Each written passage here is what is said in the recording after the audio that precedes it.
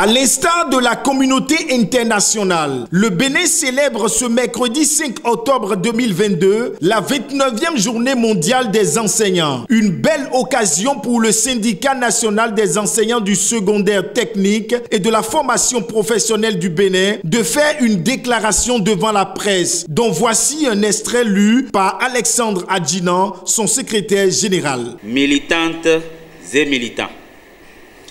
Ce mercredi 5 octobre 2022, le monde entier célèbre la Journée mondiale des enseignants.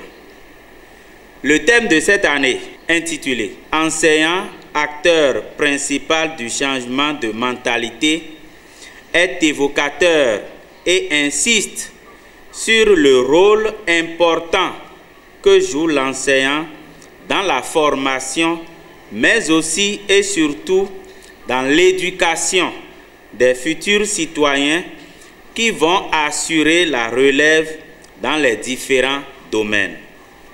Le gouvernement de la rupture a entrepris des réformes au niveau des sous-secteurs de l'éducation. Mais les dites réformes n'ont pas pu contribuer véritablement à l'amélioration des conditions de vie et de travail des enseignants. Les attentes des acteurs clés du système éducatif béninois, que sont les enseignants, ne sont donc pas comblées. Il nous échoit ici de rappeler certaines difficultés auxquelles sont confrontés les enseignants de tous les sous-secteurs en général et ceux du ministère des enseignements secondaires techniques et de la formation professionnelle en particulier. Au niveau des enseignements maternels et primaires, les enseignants sont préoccupés par la parution des actes de carrière, le paiement des rappels, le paiement des salaires à l'indice réel, la relecture des tests régissant la carrière en vue de permettre aux agents contractuels de passer les concours professionnels tels que le CAFCP et le CAIP.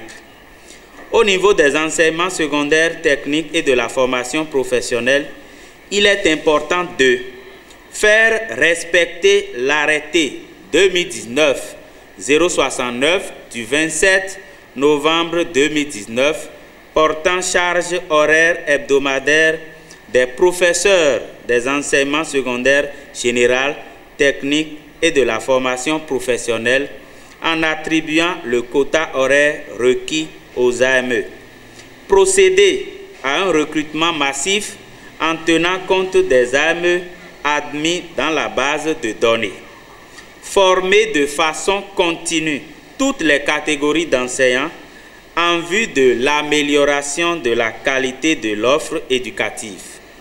Au niveau de l'enseignement supérieur et de la recherche scientifique, les préoccupations majeures des acteurs sont relatives à la reprise de la démocratie universitaire qui passe par l'élection des différents responsables, l'annulation des différentes lettres circulaires du ministre de l'Enseignement supérieur et de la Recherche scientifique portant ouverture de postes. Par ailleurs, il urge que le gouvernement de la rupture renoue avec la visite médicale au profit des enseignants. Il s'agit d'un acquis qui date du régime du président Boni Yayi et le gouvernement actuel doit mieux faire en essayant de l'étendre à toutes les catégories d'enseignants.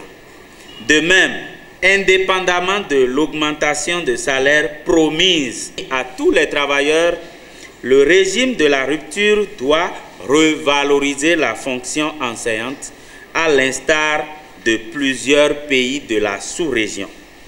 Pour le chef de l'État, le président Patrice Talon, la revalorisation de la fonction enseignante constitue un devoir moral, car les enseignants l'ont porté au pouvoir parce qu'il a promis de rendre le métier très attractif. L'autre acte important attendu du chef de l'État est la réintégration des agents contractuels de droit public de l'État de la promotion 2008 dont les contrats ont été résiliés à l'issue de l'évaluation dite diagnostique ainsi que les AME suspendus. Nous croyons que le président de la République sera sensible aux différentes préoccupations et finira par agir pour le bonheur du système éducatif béninois. Vive le Bénin, vive l'enseignant béninois, vive l'école béninoise, fait à Cotonou le 5 octobre 2022. Je vous remercie.